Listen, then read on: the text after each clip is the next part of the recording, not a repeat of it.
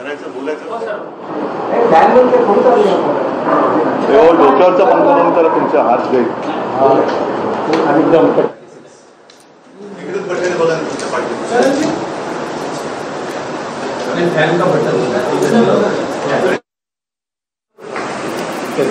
सर्वप्रथम आज पूर्ण राज्यभर हिंदी सक्ती भाषेच्या विरोधात आंदोलन केलं गेलं. शिवसेनेने केलं, सर्व मराठी भाषिकांनी केलं आणि तो जो GR होता या सरकारने काढलेला भाजप, त्याची होळी केली.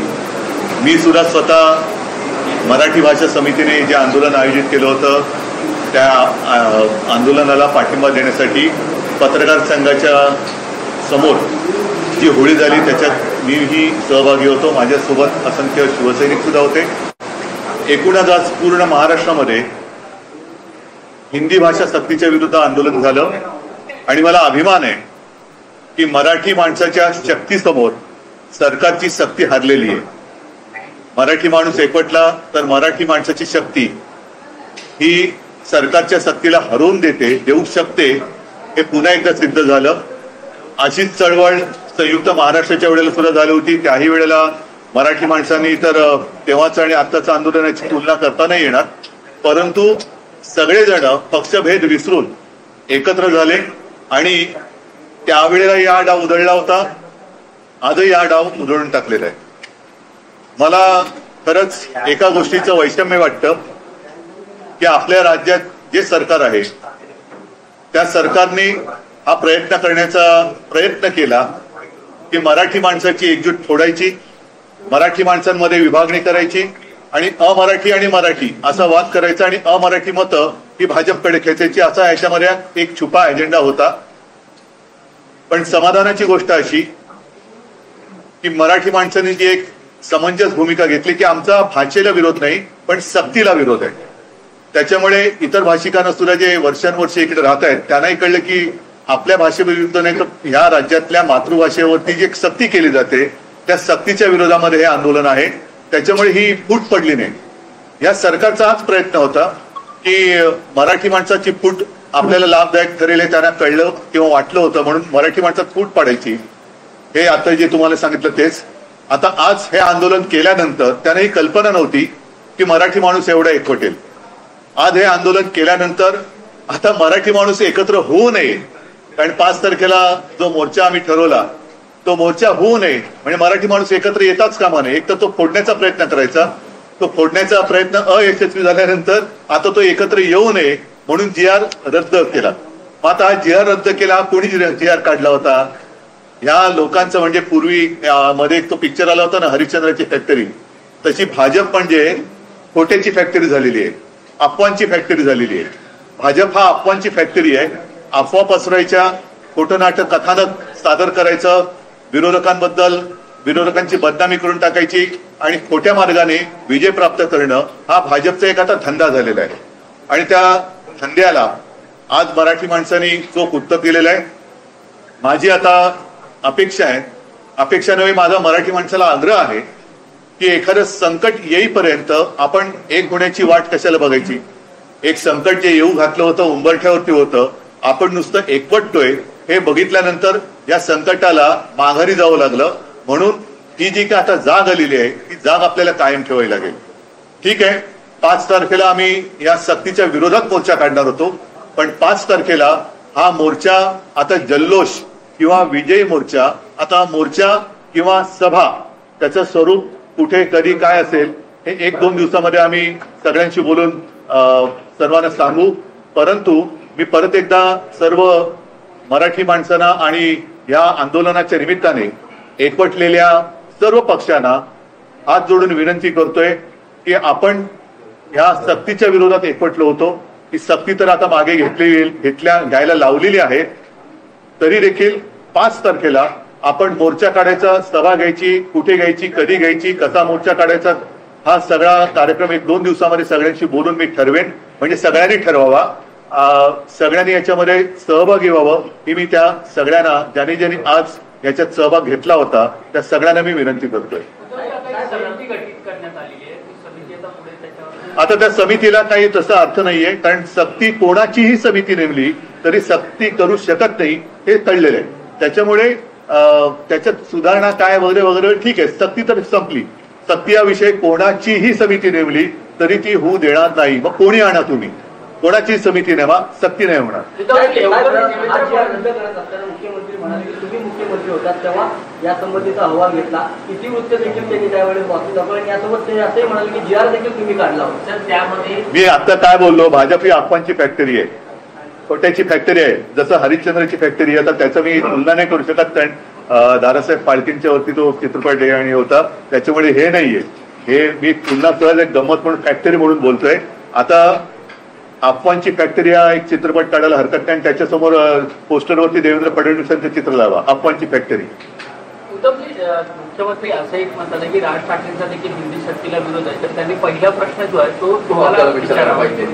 म्हणजे उद्धव ठाकरेंना हिंदी सक्तीच्या संदर्भात पहिला प्रश्न विचारा ना. पण पहिलं मुख्यमंत्र्यांना मराठी कळतं का म्हणून मराठी आम्ही सक्तीची केली. कारण तो जो वृत्तांत आहे ते आहे ना आपल्याकडे कागद, त्याच्यामध्ये नाही आपल्याकडे त्याच्यामध्ये सगळे GR आता लावलेले आहेत आपण, ते GR आहे. आणि तुम्हाला परत एकदा नीट सांगतो, मुळामध्ये ही समिती नेमली होती ती उच्च शिक्षणासाठी आणि उदय सामंत त्यावेळेला उच्च शिक्षणाचे मंत्री होते. आता माशेलकर समिती नेमली का, तर राष्ट्राचं राष्ट्रीय शैक्षणिक धोरण आल्यानंतर ते धोरण आलं, त्याच्यावरती बाबा आपण काय करायला पाहिजे म्हणून एक उच्च शिक्षणासाठी म्हणून समिती नेमली. त्याच्यात प्राथमिक शिक्षक कोणीच घेतले नव्हते किंवा प्राथमिक शिक्षणाशी संबंधित असलेले कोणीच घेतले नव्हते. हा अहवाल मंत्रिमंडळासमोर सादर झाला, मंत्रिमंडळाला सादर झाला. आता तो अहवाल सादर झाल्यानंतर त्याच्यावरती पुढे अंमलबजावणी कशी करावी की न करावी यासाठी एक अभ्यासगट नेमला गेला. तो अभ्यासगट माझ्या अध्यक्षतेखाली मी तत्कालीन मुख्यमंत्री होतो म्हणून नेमला गेला. त्याचं हे काही इतिवृत्तांत वगैरे सगळं आहे, ह्याच्यात सगळं दिलंय, त्याच्यात पण आहे. तर तो नेमल्यानंतर पुढे सरकार पाडलं यांनी. त्याच्यामुळे ना अभ्यासगटाची मिटिंग झाली आणि तो जो काही शिफारशी ज्या केल्या होत्या तो आम्ही कधी पान उघडून पण बघितलं नाही. पण GR यांनी काढला. जर का मी GR काढला असता तर 3 वर्ष काय झोपा काढून बसले होते? 3 वर्ष कोणालाच कळलं नाही मी काढलेलं GR, आणि मग मीच माझ्या GR ची होळी करेन. त्याच्यामुळे मुख्यमंत्र्यांना हेच मला सांगायचे की म्हणून आम्ही मराठी सक्तीची केली. ते मराठीमध्ये लिहिले ते पहिले नीट वाचायला शिका, समजून घ्या आणि मग आमच्यावरती टीका करा. खोटं कशाला बोलताय?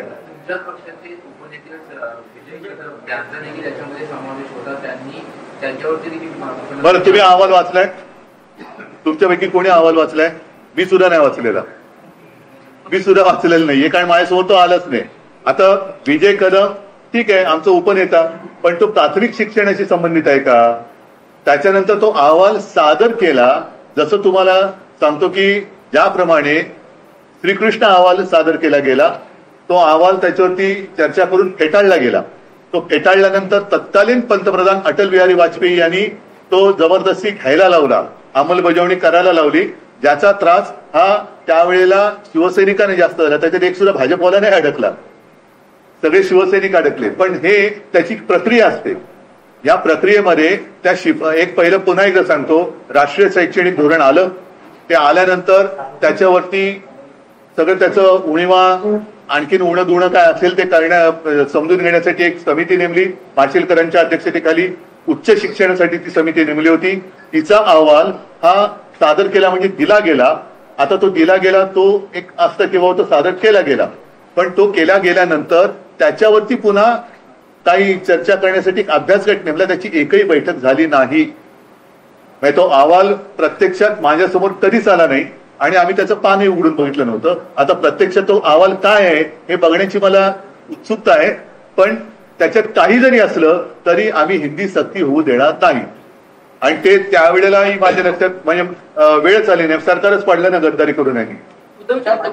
GRची होळी करण्याचा आदेश दिल्यानंतर तुमच्या शिवसेनेच्या कार्यकर्त्यांसोबत राज्यभरात अनेक ठिकाणी असं चित्र पाहायला मिळालं की मनसेचे कार्यकर्ते देखील त्या GRच्या होळीच्या आंदोलनामध्ये सहभागी झाले होते. 5 तारखेचा जर मोर्चा झाला तर आम्ही जरा असतं तर नाही, 5 तारखेला कार्यक्रम होणार, मग तो मोर्चा होईल, सभा होईल, पण मराठी माणसाची एकजूट आता तुटू द्यायची नाही. म्हणून आता हे महाराष्ट्राच्या कानाकोपऱ्यामध्ये लोण पसरलेलं आहे. तर मी सर्वांना विनंती करतोय की आता ही जाग केवळ संकट आल्यानंतर उठून जागं व्हायचं आणि संकट दूर झाल्यानंतर आपण झोपायचं. आता झोपू नका, एकत्र आलो आहोत, एकत्रच पुढे जाऊ आणि ते एकत्र येऊ नये म्हणून हा जे आर त्यांनी मागे घेतलाय.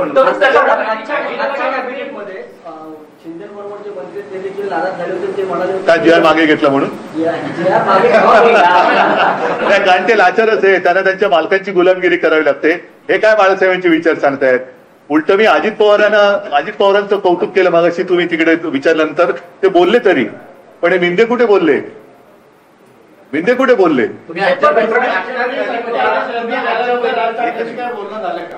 आमचं बोलणं सुरू आहे, अगदी प्रत्यक्ष माझं त्याचं नसलं तरी आमचं सुरू आहे. आणि म्हणून सांगतो की 5 तारखेला माझी तर इच्छा आहे की आज जे सहभागी अगदी मराठी भाषा समिती सुद्धा आहे, त्यांनी सुद्धा, इतर सुद्धा पक्ष, अगदी मनसेने सुद्धा एकत्रित कार्यक्रम आपला हा व्हायलाच पाहिजे 5 तारखेला, अशी माझी आग्रहाची विनंती. आणि आम्ही तो कार्यक्रम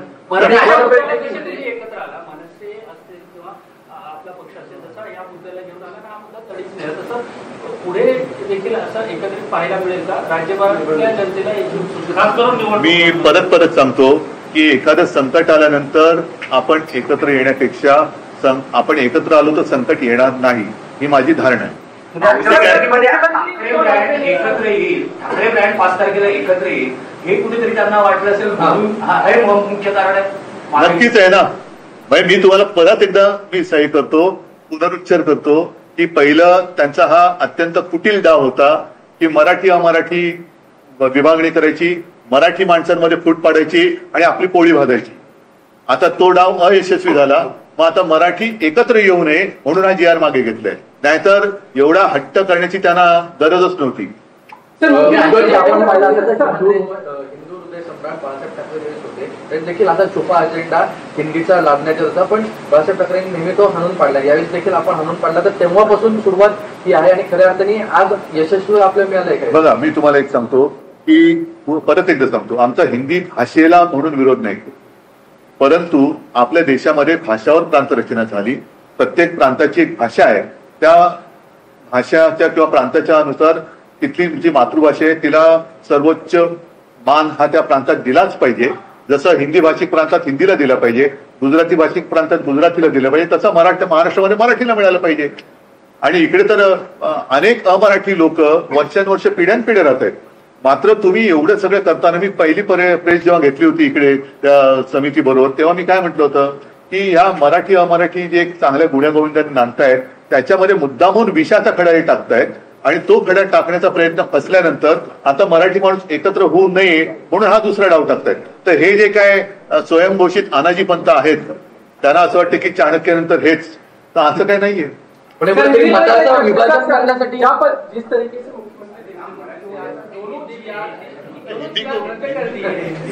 हिंदी में बोलिए.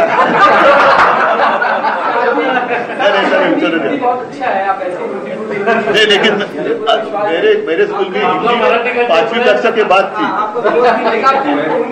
चलो, धन्यवाद.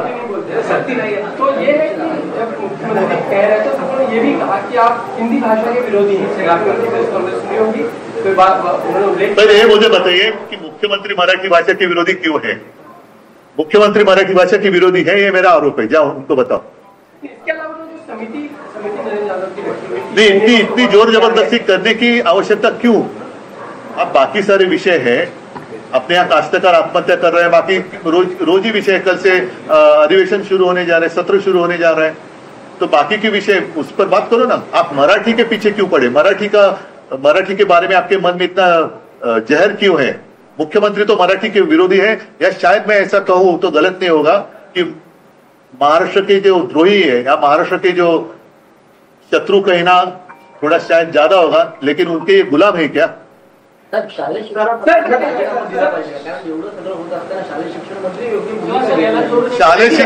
शालेय शिक्षण मंत्र्यांना आधी खातं तरी कळलंय का काय खात आहे त्यांचं? त्या नुसतं खायचं एवढंच खातं असं वाटतं त्यांना. जो एकता दिखी है, खासकर जिस तरीके से आपको राज ठाकरे की मंच में बाकी के लोग भी शामिल हुए, क्या ये उसका असर आप मानते हैं कि सरकार को बैकफुट पे? तो दूसरा क्या हो सकता है? दूसरी बात कौन सी हो सकती है? कल तक तो बोल रहे थे कि नहीं होगा ही होगा. इसलिए मैंने कहा कि पहले उन्होंने एक सबके मन में जहर डालने की कोशिश की। यहाँ कई सालों से बरसों से मराठी गैर मराठी रह रहे, खुशी खुशी रह रहे हैं, उनमें अलगता पैदा करो, अलग अलग हो जाओ, फिर मराठी जो एक है उनका विभाजन करो। अब वो विफल हो गए, इसलिए अब मराठी माणूस इकट्ठा आ रहे, तो नहीं आने के लिए उन्होंने आज का निर्णय लिया। होगा, मोर्चा होगा या सभा होगी, लेकिन कार्यक्रम तो जरूर होगा। और मैं सब लोगों को विनती कर रहा हूं कि जिस तरीके से जैसे आप मोर्चा के लिए इकट्ठा हम आने वाले थे, वैसे ही 5 तारीख को हम सब इकट्ठा आकर मराठी माणूस मराठी अजित पवार एकीकडे असं देखील म्हणतात की जी आर रद्द करण्यात आलेला आहे, त्यामुळे आता मराठी माणसाने एकत्र येऊ नये असं देखील जे आहे ते सांगण्यात आलं। काय म्हणतात? हा सदनचा डाव आहे, जे मी बोललो ते अधिकृत बोलले। म्हणजे शेवटी माझ्या बरोबर पण ते 2.5 वर्ष होते ना, भाजप 25-30 वर्ष होती, बाकी मिंदे तर आम्हीच त्यांना राजकीय जन्म दिलाय, त्याच्यामुळे सगळ्यांची मन आणि त्यांच्या मनातली काळबेरे कळतं मला। ठीक है, मिनट्स ऑफ द मीटिंग जो थी समिति को आपने एक्सेप्ट किया? मैंने अभी पढ़ के दिखाया। नहीं सुनो, एक्सेप्ट करने का मतलब क्या है? मैं आपको ऐसी दे रहा हूँ, कुछ किताब दे रहा हूँ, मैंने मतलब इसका मतलब अर्थ ये नहीं होता है कि आपने ले लिया, लेकर आप बाजू में रख सकते हैं। जब आप पढ़ेंगे और उस किताब में जो कुछ लिखा है उसके ऊपर कुछ आप अमल करेंगे तो मैं कहूंगा कि आपने स्वीकार किया। ये बात सच है कि जब राष्ट्रीय शिक्षा धोरण उसका नीति उसका अहवाल आया था, रिपोर्ट आया था, तो उसके ऊपर विचार विमर्श करने के लिए हमने एक कमेटी का गठन किया था डॉक्टर मशेलकर के अध्यक्षता के अंदर। उन्होंने कुछ उनके ऑब्जर्वेशन वो लिए थे, और वो तो एक तरीका होता है कि कमेटी होती है, वो रिपोर्ट देती है, और उस रिपोर्ट के ऊपर उसके ऊपर अमल करने के लिए बाद में जो मैंने उसमें है ना, अभी पढ़ के दिखाया मैंने मराठी में, इसलिए मैंने कहा कि अब मुख्यमंत्री जी को कहिए पहले मराठी पढ़ना सीखिए, मराठी समझना सीखिए, फिर हिंदी आप जाकर सीखो। मैंने उसके ऊपर मैंने एक अभ्यास गढ़ उसकी स्थापना की थी, लेकिन उसकी कभी मीटिंग हुई नहीं क्योंकि उन्होंने सरकार गिरा दी। गेल्या काही दिवसांपासून वेगवेगळी प्रकरणं विषय समोर येतात आहे, आणि आता हिंदी सक्तीचा मुद्दा, यामध्ये एकनाथ शिंदेच्या शिवसेनेची कोर्टी होताना तो माहिती कोर्टीने संपले, त्यांना काही विचारधारा नाही, त्यांना बाळासाहेबांची विचार सगळं खोतांडे आता त्यांना कळलेलं आहे। कारण जो माणूस मराठीवरती अन्याय होताना आपल्या दाढीतून नाही, सॉरी, तोंडातून शब्द काढू शकत नाही, तो काय करणार? चला, धन्यवाद सगळ्यांना, जय हिंद, जय महाराष्ट्र। धन्यवाद तुम्हाला सुद्धा धन्यवाद। आपण पाहतोय उद्धव ठाकरेंनी विविध मुद्द्यांवर इथे भाष्य केलेलं आहे। मुख्यमंत्री मराठीचे विरोधी असं म्हटलं तरी गैर नाही, असंही उद्धव ठाकरे म्हणालेत। शिवाय भाजप ही अफवांची फॅक्टरी आहे, असाही घणाघाती टोला त्यांनी भाजपला लगावलाय। समितीचा GR ठाकरेंच्याच काळात आला होता असा आरोप फडणवीसांनी केला होता, तर माझ्या अध्यक्षतेखाली फक्त अभ्यास समिती नेमली गेली असल्याचं स्पष्टीकरण यावेळी उद्धव ठाकरे यांनी यावर दिले। तर राज ठाकरेंची उद्या सकाळी 11 वाजता मनसेच्या नेत्यांसोबत बैठक होणार आहे। सध्याची मोठी बातमी आपण पाहतोय, बैठकीनंतर राज ठाकरे माध्यमांशी सुद्धा बोलण्याची शक्यता वर्तवली जाते। राज ठाकरेंची उद्या सकाळी 11 वाजता मनसेच्या